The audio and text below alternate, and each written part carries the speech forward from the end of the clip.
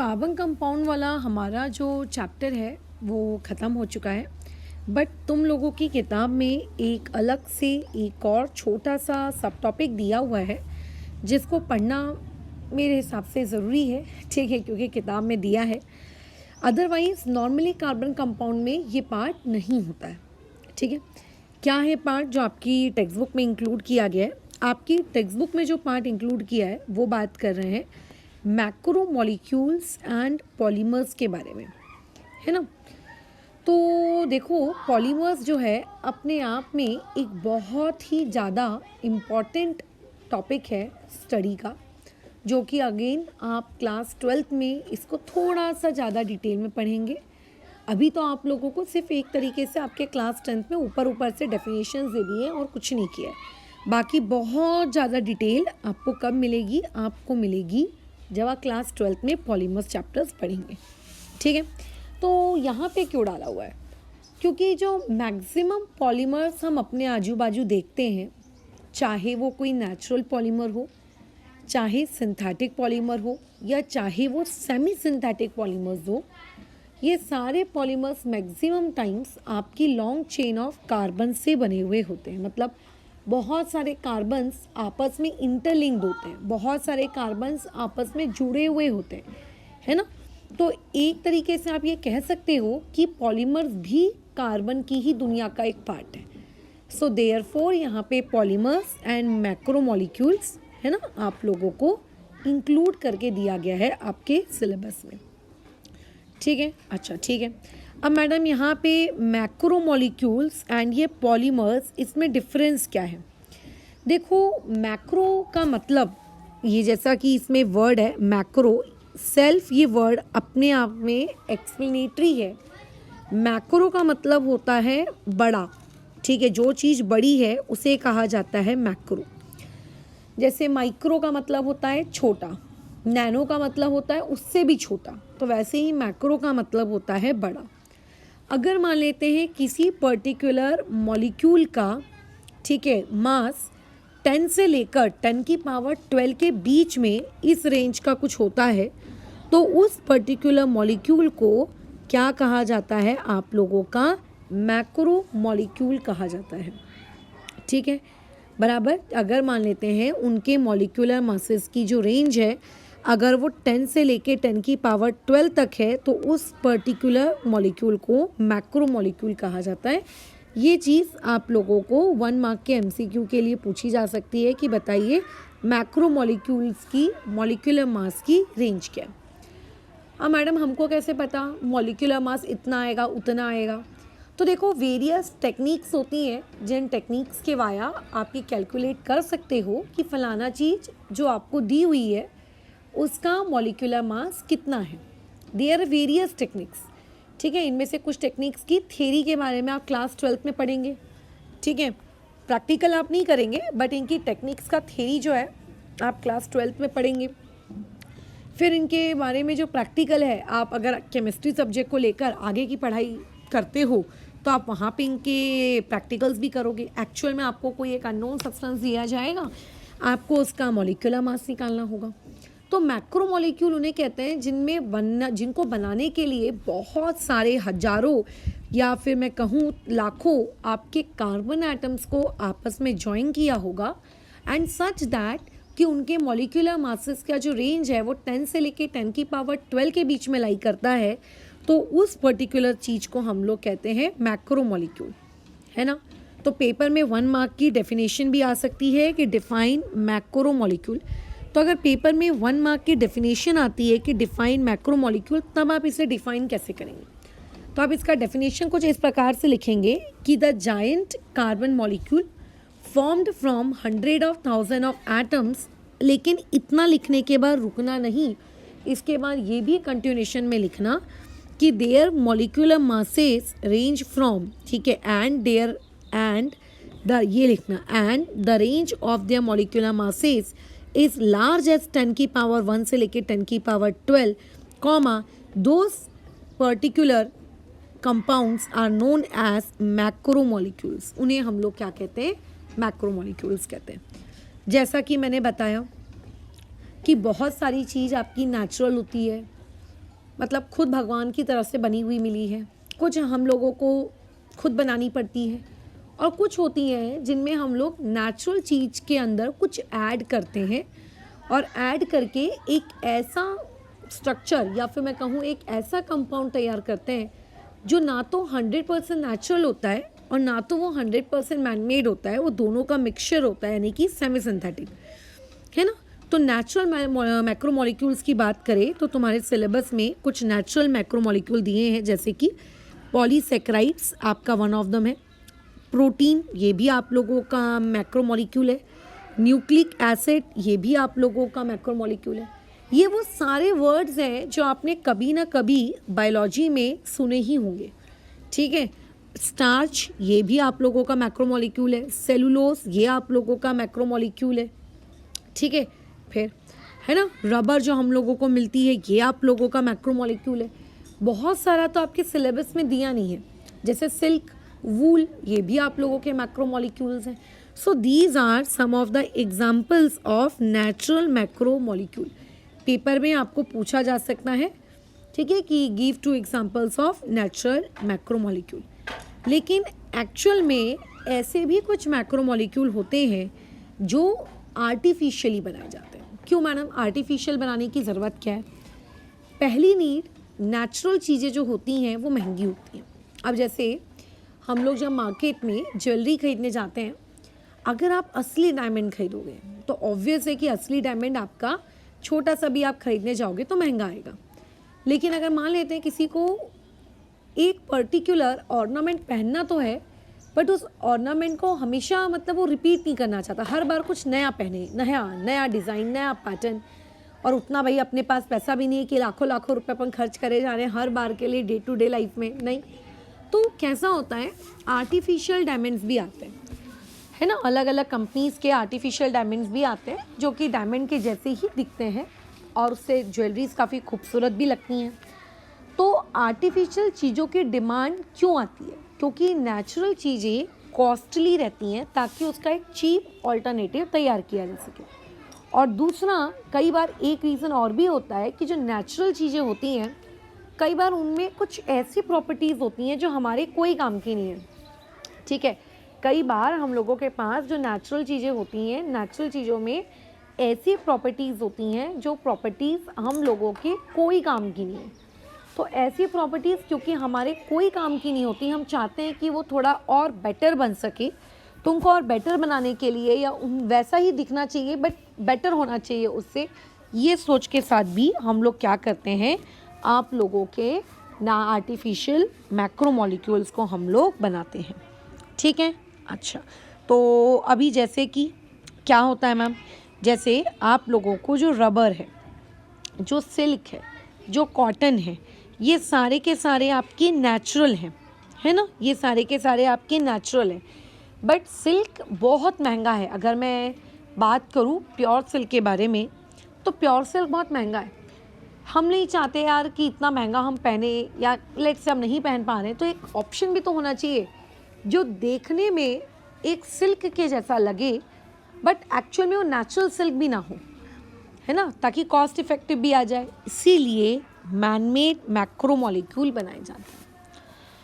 अब ये पॉलीमर्स क्या है, देखो, अब मैक्रोमोलिक्यूल का ये मतलब नहीं होता है कि जो पसंद आ रहा है, जैसा पसंद आ रहा है वैसा उसको आड़ा तिरछा कैसा भी उसको जमा दिया, कैसा भी कुछ भी कर दिया और मैक्रोमोलिक्यूल बन गया, ऐसा नहीं होता है। अगर आपको मैक्रोमोलिक्यूल बनाना है तो उन्हें एक बहुत ही फाइनाइट पैटर्न में उनको बनाया जाता है, यानी कि उसमें प्रॉपर तरीके से क्या किए जाते हैं, छोटे छोटे मोनोमर्स, मतलब छोटी छोटी यूनिट्स को रेगुलर इंटरवल में रिपीट किया जाता है। मतलब जैसे कि अगर मान के चलो मैंने ए लिखा, फिर मैंने लिखा बी, फिर मैं लिखूँगी ट्रिपल ए, फिर मैं लिखूँगी बी, फिर मैं लिखूँगी 4 बार ए, तो ये नहीं चलेगा।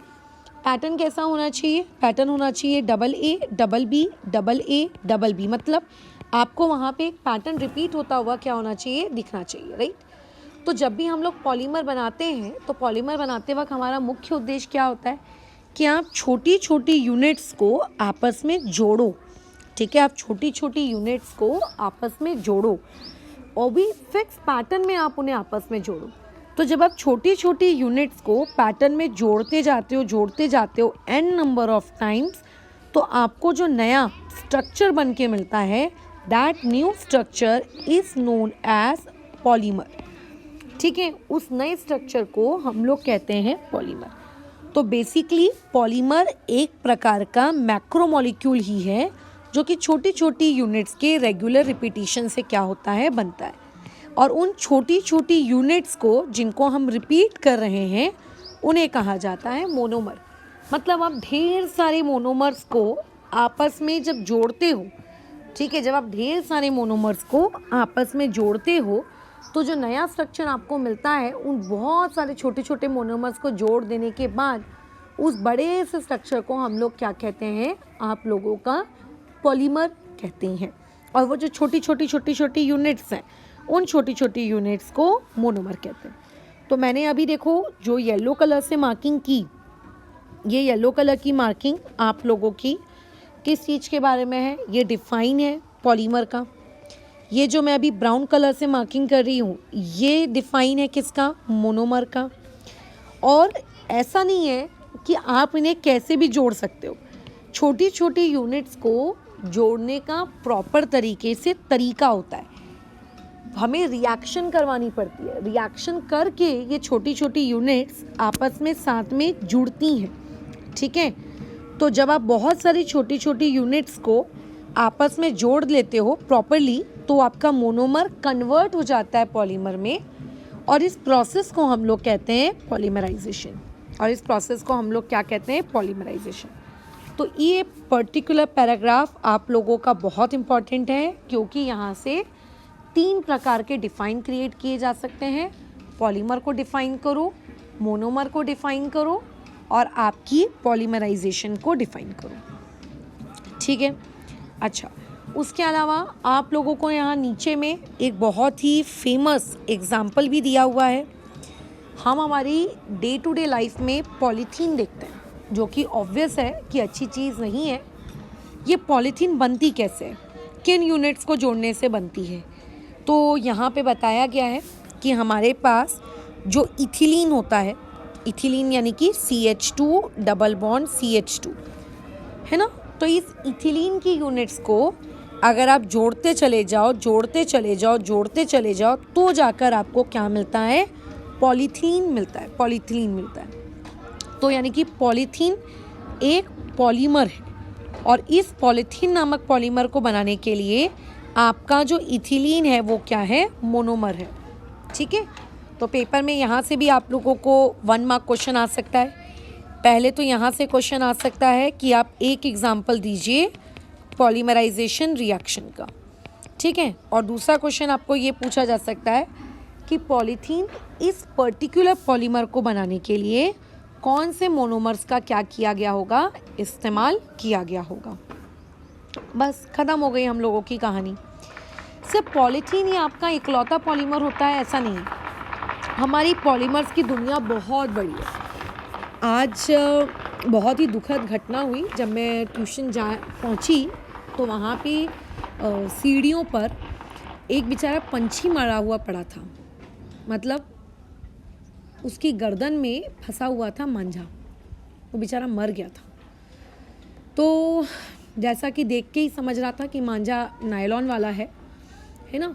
तो ये जो नायलॉन आप उपयोग करते हो, ये भी एक प्रकार का मैनमेड पॉलीमर है। नायलॉन की जो चीज़ है उसको बनाया गया था कुछ अच्छा सोचकर कि अच्छा हम नायलॉन से ये अच्छी चीज़ अचीव कर लेंगे। बट हम लोग जो पतंग उड़ाते हैं, सोचो उस पतंग से एक जीव मर जाता है। पतंग उड़ाना बुरी बात नहीं है, बट इस तरीके से नायलॉन का मांझा इस्तेमाल करके उड़ाना ये बहुत बुरी बात होती है। खैर, तो नायलॉन ये भी आप लोगों का एक प्रकार का पॉलीमर है।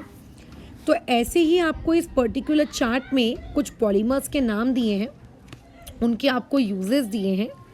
ठीक है, वो किन मोनोमर्स से बनते हैं आपको वो मोनोमर्स लिख कर दिए हैं, और बनने के बाद उन पॉलीमर्स को किस तरीके से रिप्रेजेंट किया जाता है ये आपको दिया हुआ है। ठीक है, तो जैसे कि यहाँ पे पॉलीमर का नाम दिया है पॉलीस्टीरीन, जिससे बेसिकली थर्मोकोल बनता है। ठीक है, अच्छा, इस आपके पॉलीस्टीरीन को बनाने के लिए हम लोग जिस मोनोमर का इस्तेमाल करते हैं वो होता है स्टायरीन। स्टायरीन का मतलब क्या होता है? C6H5। C6H5 मतलब बेंजीन रिंग और उससे कनेक्टेड है CH डबल बॉन्ड CH2, इसे कहते हैं स्टायरीन, है ना। और जब ये पॉलीमर बन जाता है तो उस बने हुए पॉलीमर को इस तरीके से रिप्रेजेंट किया जाता है। वैसे ही आप लोगों को नीचे और भी बहुत सारे दिए हुए हैं पॉलीमर्स और उन लोगों के मोनोमर्स, है ना। जैसे पीवीसी का नाम तो खैर तुम लोगों ने सुना होगा, नहीं सुना होगा तो देखो, पुराने ज़माने में जब एक इंसान को अपने घर की प्लम्बिंग करनी होती थी ना, तो वो यूज़ करता था मेटल के पाइप्स, जिसे कहते हैं GI की पाइपलाइन। अभी लेकिन लास्ट के कुछ 10 सालों से मेरे हिसाब से मेटल्स के पाइप प्लम्बिंग में कम्प्लीटली क्या हो गए हैं? गायब हो चुके हैं। कम्प्लीटली आपके क्या हो गए? गायब। अब इनकी जगह आपको एक लगभग मतलब थोड़ा सा येलोइश, थोड़ा सा क्रीमिश कलर के PVC के पाइप्स देखने को मिलते हैं। तो उसी को हम लोग कहते हैं PVC, यानी कि पॉलीविनाइल क्लोराइड। ये बेटर है। पहली बात तो लोहे के पाइप से हल्के होते हैं, सस्ते होते हैं, और दूसरी जो सबसे बड़ी समस्या होती थी GI की पाइपलाइंस में, मतलब मेटल की पाइपलाइन में, कि समय के साथ साथ क्योंकि उसके अंदर से पानी बह रहा होता था, वो रस्ट पकड़ता था, और साथ ही साथ में उसके अंदर एक वाइट कलर की लेयर भी जमने लगती थी, जो कि उसके समय के साथ साथ उसके डायमीटर को अंदर से कम करती जाती थी, और जिसकी वजह से पानी का प्रेशर भी क्या हो जाता था? कम, है ना। तो देखो PVC आया, इसको बनाने के लिए जिस मोनोमर का उपयोग किया जाता है वो होते हैं आपके विनाइल क्लोराइड, है ना। और जब पॉलीमर बन जाता है तो उस पॉलीमर को कुछ इस तरीके से रिप्रेजेंट करते हैं। और इसके यूजेस क्या हैं? PVC पाइप्स के तौर पे, जैसा कि मैंने बताया, इसके डोरमैट्स बनते हैं। यूजेस तो देखो अनेक है, तुम गूगल करोगे तुम्हें और भी कोई यूजेस मिल जाएंगे, बट खैर अपनी सिलेबस बुक अपन को जो जो यूजेस अलाउ कर रही है उतना तो हमको पता होना चाहिए, ठीक है। फिर आया देखो पॉली एक्राइलोनाइट्राइल, जिसे शॉर्ट फॉर्म में PAN, पैन भी कहते हैं। तुम देखना, जैसे पहले के ज़माने में अगर एक इंसान को ठंडी से बचना है तो ठंडी से बचने के लिए वो क्या करता था? स्वेटर्स पहनता था। काय के स्वेटर्स? मैडम ऊन के sweaters. But right now situation has been changed. अभी जैसे मैं जो स्वेटर अभी रिसेंटली मैंने जो पहन के रखा है, ये ऊन का नहीं है, ठीक है। मेरे पास कुछ ऐसे क्या कहते हैं उसको, हुडीज़ है, जो आपको ऐसा देखने पे लगता है कि अरे ये ऊन का होगा, बट बेसिकली वो ऊन नहीं है। उनके अंदर प्रॉपर्टीज़ वही है ऊन वाली, कि ऊन के जैसे दिखते हैं, ऊन के जैसे गर्मी प्रोवाइड करते हैं, बट एक्चुअल में वो ऊन नहीं है, है ना। वो एक्चुअल में वूल नहीं है, नेचुरल वूल नहीं है। तो ये वो बने हुए होते हैं इसी पॉली एक्राइलोनाइट्राइल से। पॉलीमर बनने के बाद उसे कुछ इस तरीके से रिप्रेजेंट किया जाता है, और जिस मोनोमर का प्रयोग किया जाता है उसको बनाने के लिए वो मोनोमर होता है E, ठीक है। फिर आते हैं नीचे टेफ्लॉन में। टेफ्लॉन तो खैर बहुत ही ज़्यादा फेमस चीज़ है। ये इसका मोनोमर है जिसका यूज़ करके टेफ्लॉन बनाया जाता है। बनने के बाद ये पॉलीमर कुछ इस प्रकार का दिखता है, और इसका यूज़ किया जाता है नॉन स्टिक कुकवेयर में। जैसे तुम लोगों ने देखा होगा कि जो नॉन स्टिक कढ़ाई होती है, नॉन स्टिक फ्राई कैन होता है, या फिर अलग किचन वेयर्स होते हैं, उनमें एक ब्लैक कलर की कोटिंग होती है, जिसमें आपको हल्के हल्के वाइट कलर के क्या दिखते हैं? डॉट्स देखने को मिलते हैं। तो वो जो ब्लैक कलर की कोटिंग होती है ना, वो इसी की होती है, टेफ्लॉन की। तो वहाँ पे देखो इसका यूज़ होता है। फिर उसके बाद एक आपको दिया है पॉलीप्रोपिलीन, जिसका मोनोमर है पॉलीप्रोपिलीन, ठीक है। रिप्रेजेंटेशन इस तरीके की है। इससे फर्नीचर बनाए जाते हैं, इससे इंजेक्शन की सिरिंजेस बनाई जाती हैं, एक्सेट्रा एक्सेट्रा। तो आपको पेपर में इस चार्ट से रिलेटेड आएगा क्या? आपको किसी का भी यूज़ पूछा जा सकता है, किसी भी पॉलीमर का स्ट्रक्चर पूछा जा सकता है, उसका मोनोमर कौन था आपको ये भी पूछा जा सकता है। So therefore this chart is very important. वैसे ही लास्ट पेज में आपको कुछ और भी दिए हुए हैं चार्ट। उन चार्ट्स में आप लोगों को नेचुरल पॉलीमर्स के बारे में आपको बताया जा रहा है, ठीक है। आपको नेचुरल पॉलीमर्स के बारे में बताया जा रहा है कि जैसे हमारे आजू बाजू जो पॉलीसेक्राइड है वो पॉलीसैकेराइड हम मानते हैं कि वो एक पॉलीमर है, लेकिन वो पर्टिकुलर पॉलीमर बनता कैसे है? ग्लूकोज की बहुत सारी यूनिट्स जब आपस में ज्वाइन होती है तब पॉलीसैकेराइड बनता है। ठीक है, आप लोग क्लास 12th में केमिस्ट्री में एक चैप्टर होगा बायोमोलिक्यूल्स, वहाँ पे आप इन सबके स्ट्रक्चर्स पढ़ेंगे। और क्लास 12th में एक चैप्टर होगा पॉलीमर्स, जिसमें आप इन ऊपर वाले चार्ट के बारे में पूरी डिटेलिंग पढ़ेंगे। सिमिलरली अगर ग्लूकोज को ज्वाइन किया जाए बट थोड़ी अलग ओरिएंटेशन के साथ, तो वहाँ पे बन जाता है सेल्यूलोज। बाजू में आप लोगों को लिखकर भी दिया गया है कि पॉलीसैकेराइड कहाँ पाया जाता है, सेल्यूलोज कहाँ पाया जाता है। फिर पूछा गया है कि अच्छा प्रोटीन्स भी एक पॉलीमर है, जो बनता कैसे है? Amino acids. ठीक है, बहुत सारे अमीनो एसिड्स को हम ज्वाइन करते हैं तो जाके प्रोटीन बनता है। प्रोटीन कहाँ होता है? तुम्हारी पूरी की पूरी बॉडी यार प्रोटीन है। तुम्हारे बाल, तुम्हारी स्किन है ना, तुम्हारी मसल, सब कुछ प्रोटीन है। डीएनए ये कब बनता है? जब आप न्यूक्लियोटाइड, इस पर्टिकुलर मोनोमर को आप रिपीट करते हो। आरएनए ये कब बनता है? जब आप न्यूक्लियोटाइड को रिपीट करते हो, लेकिन न्यूक्लियोटाइड डीएनए वाले में होता है डीऑक्सीराइबोस फॉस्फेट और यहाँ होता है सिर्फ राइबोस फॉस्फेट। रबर, अच्छा ये बहुत इंपॉर्टेंट है, अगर मुझको कुछ पूछना हो तो मैं डेफिनेटली रबर के बारे में ही पूछूँ। आइसोप्रीन नामक इस मोनोमर से रबर बनती है। एक होता है ना पेड़ बहुत सा बड़ा सा, उसके अंदर से वाइट कलर का दूध टपकता है ना, उस पर्टिकुलर दूध को कलेक्ट किया जाता है और उस दूध को कलेक्ट करके हम लोग फिर उसमें रबर बनाने वाली प्रोसेस में आगे बढ़ते हैं। अब देखना, तुमने एक चीज़ ऑब्जर्व की होगी, यहाँ पे जितने भी आपको पॉलीमर दिए हैं, उन सारे पॉलीमर्स को बनाने के लिए जिन मोनोमर्स का इस्तेमाल किया गया वो मतलब सेम मोनोमर है। मतलब ए जुड़ता गया, मतलब पूरी चेन में ए के अलावा और कुछ नहीं है। या फिर B B B B B B B B, पूरी चेन में बी के अलावा कुछ नहीं है ना। मतलब अकेला एक मोनोमर पता नहीं कितने टाइम्स रिपीट हो रहा है और वो एक पॉलीमर बना ले रहा है। तो जब आपके पॉलीमर में सिर्फ और सिर्फ एक ही मोनोमर हो तो उस टाइप के पॉलीमर्स को हम लोग कहते हैं आपके होमोपॉलीमर्स। लेकिन अगर आपका पॉलीमर 2-3 मोनोमर से बना, मतलब ए बी बी, तो यहाँ पे 2 टाइप के मोनोमर्स आ गए, एक ए और एक दूसरा बी, तो इसे कहते हैं कोपॉलीमर्स। इसे क्या कहते हैं? कोपॉलीमर्स।